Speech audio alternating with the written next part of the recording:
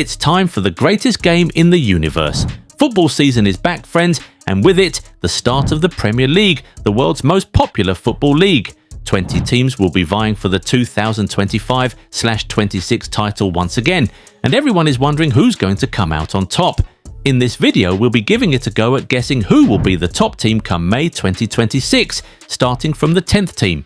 But first, we've got to address the elephant in the room.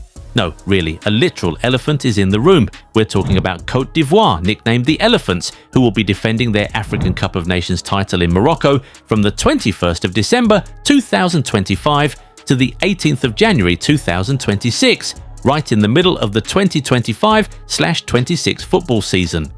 According to the Premier League records, 51 players could be leaving their clubs to represent their nations come December. Also, over 10 clubs will be affected. This may not change much, but imagine United losing Mazraoui, Brian Mbeumo, Amad Diallo and Onana. Imagine Nottingham Forest losing Ola Aina and Taiwo Awoniyi, or Fulham losing Calvin Bassey and Alex Iwobi. Yeah, all these departures may affect the relegation battle as well. Sunderland is coming into the league with several players who could be leaving for AFCON. Burnley's main striker, Lyle Foster, will also be at the tournament. These two are the main candidates for relegation, and having to lose certain players could impact their chances. But then again, how much does AFCON really affect teams in Europe? We will definitely find out when the Premier League comes around. By the way, who do you think will join Sunderland and Burnley in getting relegated? Or do you think either of these teams will stay up and a surprise candidate will go down? Maybe West Ham United? Let us know in the comments. And now, here's our prediction for the top 10 of the 2025/26 Premier League season. Take a guess before we begin. Do you have your ideas locked in? Sharp. Let's get right into it. At number 10, we have Nottingham Forest. We know they finished in 7th place last season, but they've lost quite a few important players. They also have the added pressure of playing in Europe, and the lack of experience is definitely going to tell on the players. The only reason why we're not having them lower is because they're still a strong enough team to remain competitive. They are great at signing mid-level players, however, and a few who could make them competitive enough, just enough to stay in the top 10 ahead of Crystal Palace and Brentford.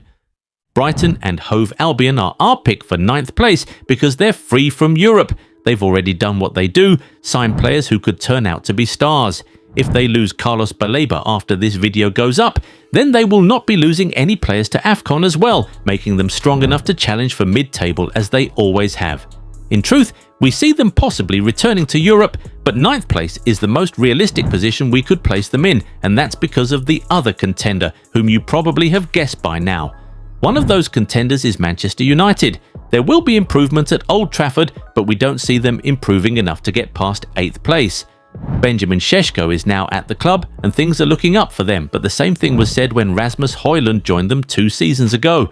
We're not even going to talk about their tactics, because pre-season has shown us enough to know that we shouldn't expect too much from Ruben Amorim. Another of those contenders is Newcastle United, who finished in 5th place last season.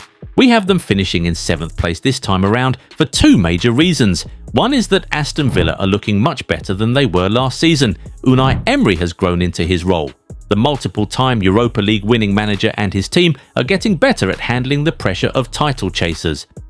The second major reason is that Newcastle United have all but failed in the transfer window, despite their access to resources. If they lose Alexander Isak, things will surely get a lot more rocky for them. This is why we believe they'll end up in 7th. Newcastle will finish behind Aston Villa, which means Villa will finish in 6th place. This is basically a swap of their positions from last season, where Villa finished behind Newcastle. We think Villa will be ahead this time because they're in the Europa League, which is Unai Emery's bread and butter.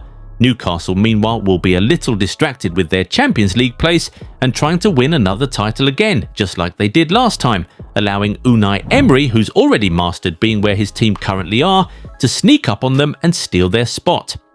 In 5th place, we have Tottenham Hotspur, who are in a new era. They've brought in Mohamed Kudus, Mathys Tel, Ron Palinha, and most importantly, Thomas Frank, who, frankly, is a more pragmatic manager than Ange Postecoglou. Unfortunately, they will be using Yves Bissouma to AFCON, but they have Palinha and Bentancur to cover up. They're as strong as ever, even without Heung-min Son.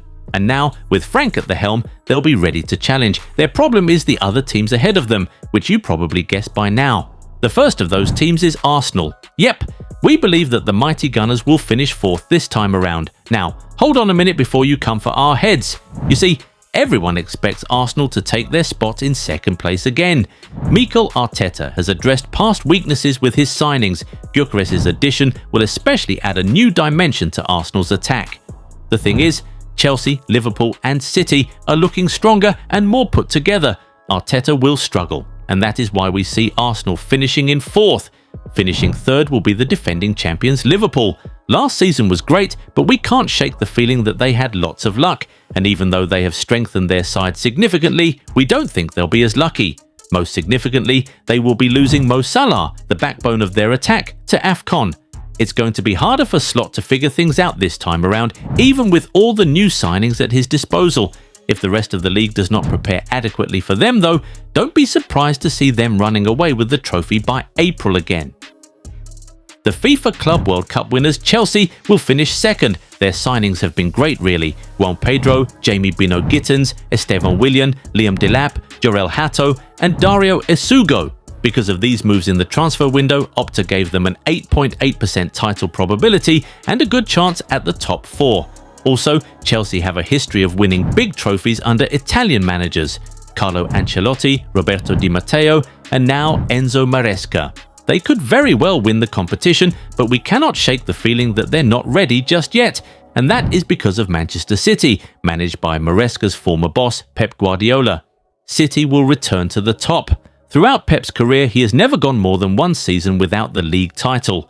Ryan Cherki, James Trafford, Tijani Reinders and Ryan Ait-Nouri look like good signings, but not having Kevin De Bruyne anymore and no Rodri for the start of the season is going to make things weird. Pep Guardiola is going to have to pull a rabbit out of a hat to bring his brand new team to the pinnacle of the league again, and he has done this countless times. There is something though, this league title is win or bust for Manchester City. If they don't have a hold on the top spot by December, they're definitely going to be in a top 4 battle instead of a top 2 battle. Heck, once their confidence is shot, they might drop out of the top 4 entirely.